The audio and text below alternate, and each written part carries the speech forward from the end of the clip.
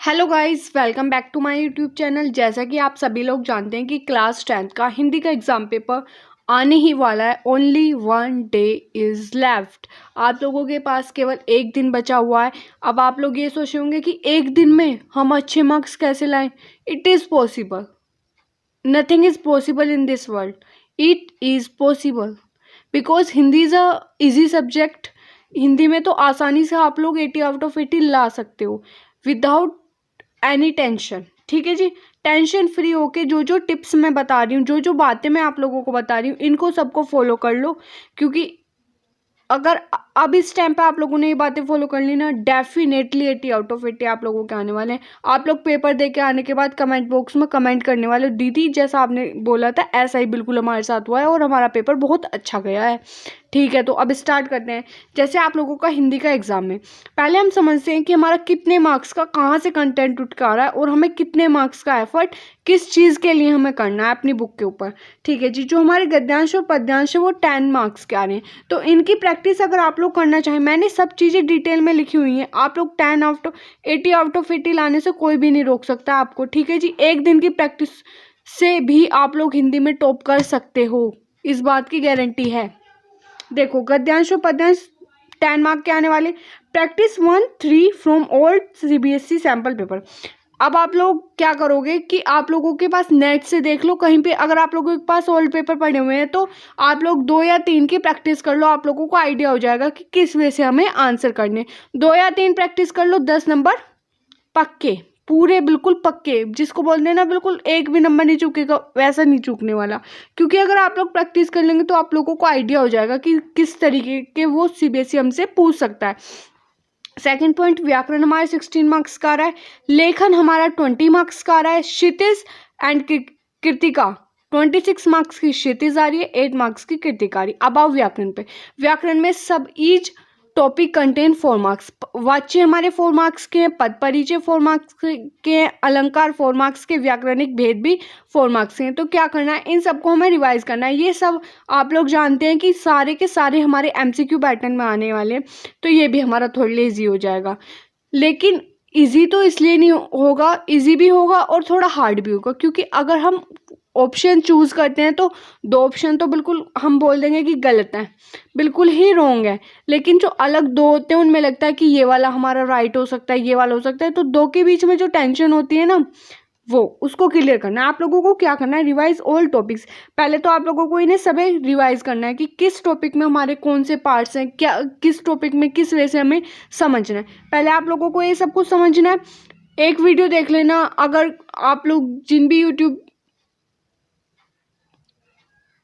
जो भी टीचर आप लोगों की स्कूल के टीचर्स के नोट्स हों उनसे पढ़ लेना। ठीक है जी।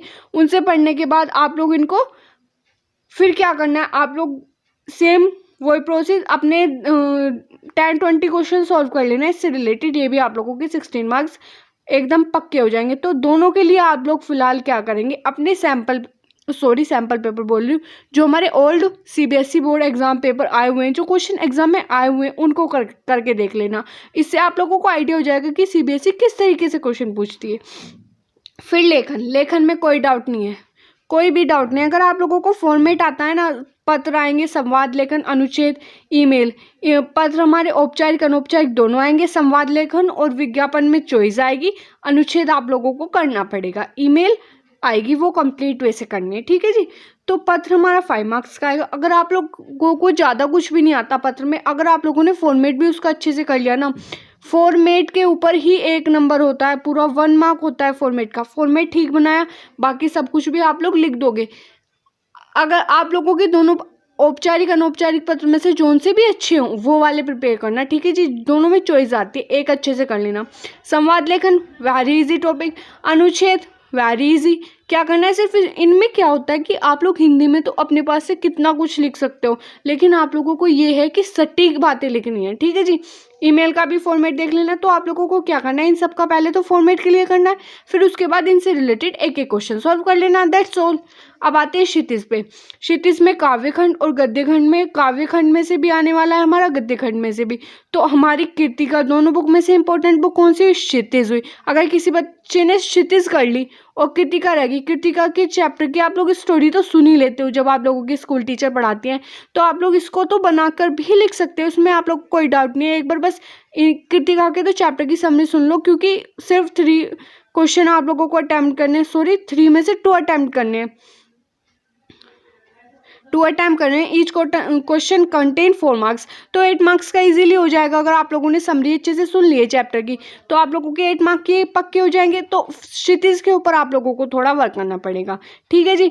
जो हमारे 7 मार्क के आते हैं, तो एक पैराग्राफ क्वेश्चन काव्यखंड और गद्यखंड दोनों में से आता है। 6 मार्क्स के आप लोगों के क्वेश्चन आंसर आते हैं दोनों साइड से, और 2 मार्क का एक MCQ बेस्ड क्वेश्चन आता है, ठीक है जी। ये तो आप लोगों का एग्जाम पैटर्न है बिल्कुल अच्छे से। अगर किसी बच्चे ने इस वे से अभी भी अपनी पढ़ाई स्टार्ट कर ली ना, नो डाउट उसका 1 मार्क भी नहीं कटने वाला, इस बात की गारंटी है, ओके। तो सो बिलीव करना इज़ मोस्ट इम्पोर्टेंट। अगर आप लोग वीडियो देख रहे हो तो बिलीव करो इस चीज़ को कि आप लोग within 5 hour, just 5 hour, not a day. मैं नहीं मांग रही कि आप लोग पूरा दिन दो इस चीज़ को, नहीं, सिर्फ 5 आवर दो अपने, 5 घंटे देने हैं और पूरी कंप्लीट हिंदी करनी है, और आप लोगों के 80 आउट ऑफ 80 मार्क्स आने वाले हैं, नो डाउट। इस चीज़ का कोई डाउट ही नहीं है कि आप लोगों का एक भी नंबर कट जाए। सिर्फ आप लोगों को क्या करना है, मैंने जो भी आप लोगों को बोला है कि आप लोग प्रैक्टिस कीजिए। अब अगर किसी बच्चे ने सब कुछ पढ़ भी लिया है, तो उसके मन में डाउट हो रहा होगा, अरे कैसे होगा, एग्ज़ाम फर्स्ट टाइम देने, तो टेंशन फ्री होके जाओ। जिस दिन आप लोगों का एग्ज़ाम होने वाला है ना, उस दिन तो इतनी अच्छे वाली स्लीप लेनी है ना, विदाउट टेंशन फ्री माइंड करके जाना आराम से। अगर आप लोगों को लगता है कि ये क्वेश्चन हमें नहीं आता, तो आप लोगों ने समरी ज़रूर सुनी हुई है अपने चैप्टर की, तो उसके अकॉर्डिंग आप लोग कुछ भी नहीं उससे रिलेटेड लिखाओ। अगर कुछ समझ में नहीं आ रहा है, it's easy, it's too easy, okay. So आप लोग देख सकते हैं, ये मेरा एक छोटा सा फॉर्मेट है आप लोगों को समझाने का, आप लोग देख लीजिए अच्छे से बिल्कुल। और हाँ, प्लीज़ आप लोग चैनल को भी सब्सक्राइब कर लेना। इसी वजह से मैं आप लोगों को मोटिवेट भी करती रहूँगी। आप लोगों के जितने भी एग्ज़ाम हैं उनको सबका मैं छोटी छोटी टर्म, छोटी छोटी चीज़ों में उनको कन्वर्ट करके इजीली आप लोग अच्छे से प्रैक्टिस कर सकते हो। कभी भी होप मत छोड़ो। अभी भी आप लोगों के पास कितना टाइम बचा हुआ है देख लो, बहुत टाइम बचा हुआ है। अभी भी अगर कोई बच्चा चाहे ना तो आराम से कर सकते हैं। ये तो हिंदी है, बच्चे तो मैथ्स तक में एक अच्छे नंबर ले आते हैं मेहनत करके। ये तो हिंदी है, हिंदी तो बहुत इजी है। ये तो वो लैंग्वेज है जो हम रोज़ यूज़ करते हैं, तो हमें पता है कि हम किस तरीके से बोलते हैं। अगर हमें कहीं भी लगता है जैसे अनुच्छेद हो गए, तो ये तो हमें अपने आप लिखने हैं, हमें पता है कि हाँ ये होता है, ये होता है, हम as it is note down कर आएंगे। आप लोग लिख तो रहे हो, ठीक है जी। सो अब मैं ये वीडियो एंड करती हूँ, क्योंकि आप लोगों का टाइम बहुत ज़्यादा प्रीसियस है। आप लोग सभी लोग जानते हैं कि ये सब पॉइंट्स आप लोग अच्छे से क्लियर कर लेना, दैट्स ऑल। मेरी बस यही आप लोगों से रिक्वेस्ट है कि कभी भी होप मत छोड़ो, अभी भी हो सकता है। ये तो हिंदी है, आप लोग मैथ्स तलक में अच्छे नंबर ला सकते हो अच्छे से मेहनत करके 1-2 दिन में भी। तो ये तो हिंदी है, हिंदी है, Hindi. It's too easy guys, it's too easy.